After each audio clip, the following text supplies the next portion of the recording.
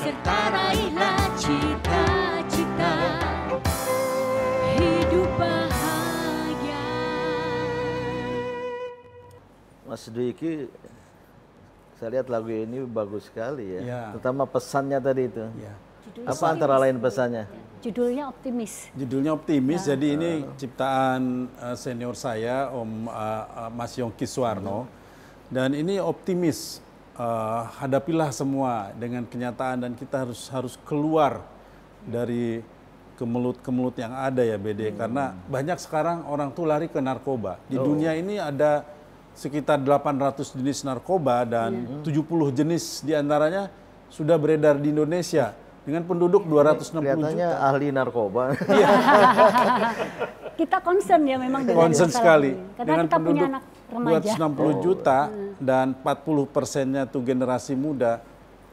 Dibayangkan bahayanya bagi generasi muda bangsa Ini Indonesia. ada milenial ini, gimana di kalangan Iya. anak-anak muda generasi milenial? Iya Pak Din, jadi seperti yang tadi udah disebutkan sama Om Dwiki bahwa sekarang tuh milenial itu justru yang Fahri lihat ya, banyak sekali yang orang-orang tuh malah kayak karena nggak punya kesibukan yang positif gitu, jadi dia malah larinya ke arah yang salah, jadi ke arah narkoba gitu.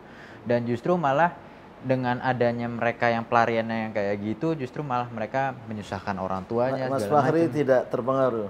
Alhamdulillah enggak, karena udah punya, kalau misalkan ada waktu luangnya itu digunakan untuk bermusik. Oh, coba ini kebetulan di antara kita nih ada dokter ahli neurologi ya, Dokter Ani Hasibuan. Itu daya rusak narkoba itu gimana dokter? Ya. Jadi narkoba itu sebagian besar merusak 3 area di otak. Otak ya? Ada namanya ganglia basal.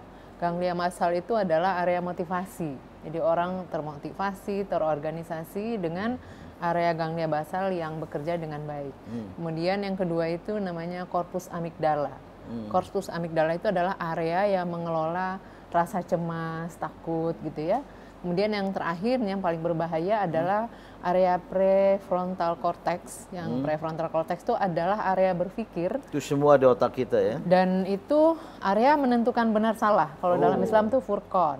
Sehingga orang yang sudah lama menggunakan narkoba itu akan rusak 3 area ini. Nah, jadi sehingga nanti di akhir timbul gejala seperti schizofren, gila, karena tidak lagi bisa membedakan realita. Mana benar, mana salah sudah tidak tahu.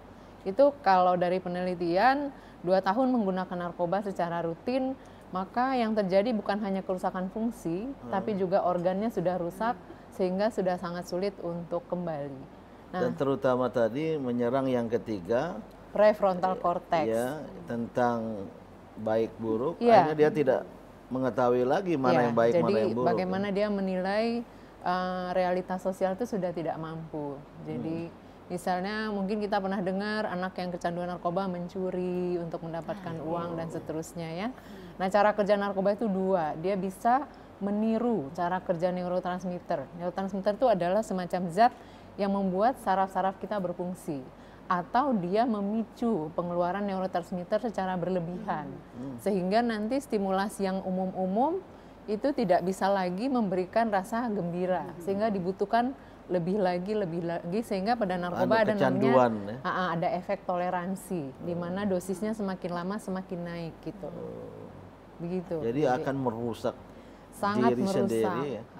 Saya Tidak baca hanya kejiwaan, juga fisik ya? fisik, karena nanti kan ada area yang ganglia basal tadi rusak, dia tidak termotivasi lagi, nanti di akhir ada namanya negatif sindrom, dia Apa itu? tidak punya minat lagi terhadap kehidupan. Kalau tadi kan Fahri Tidak optimis, senang bermusik sebenarnya. gitu ya, Pesimis. senang berkumpul, ada social interaction. Nah, orang yang narkoba dia nggak ada lagi tuh sosial interaksinya, dia cenderung menyendiri. Tidak ada minat untuk hidup, ada nggak yang kemudian berakhir Banyak pada bunuh akhirnya, diri? karena kan tadi setelah penggunaan yang lama akan timbul gejala-gejala gangguan kejiwaan yang kita sebut sebagai psikosis. Salah satunya adalah gangguan mood. Sekarang banyak sekali gangguan bipolar yang disebabkan oleh penggunaan yang berlebihan dari stimulan. Stimulan itu seperti amfetamin ya Mbak Ita ya. Jadi dan berakhirnya nanti dengan bipolar. Salah satu bipolar itu cirinya dia depresi sampai percobaan bunuh diri. Aduh, ini luar biasa nih. kuliah 2 semester hanya dalam 10 menit. Dokter, kalau boleh kita tanya atas nama kita semua, katanya korban di Indonesia ini semakin meningkat ya. Kalau saya baca data dari BNN saja, kita pakai data BNN ya, semakin tahun semakin banyak, angkanya semakin bertambah. Bahkan yang meninggal, yang mati per hari Semakin banyak katanya juga ada dan 70 orang dan ya. itu sekarang menyerang anak-anak SD. Jadi sasaran awal mungkin anak umur 8 sampai 9 tahun dengan nanti 12 tahun sudah menjadi pengguna yang Nah, ini permanen. bahaya narkoba ini adalah masalah besar bagi bangsa, bagi umat, karena akan merusak khususnya generasi muda, walaupun generasi tua juga terkena, maka kita akan kehilangan generasi kalau masalah narkoba ini tidak bisa kita atasi.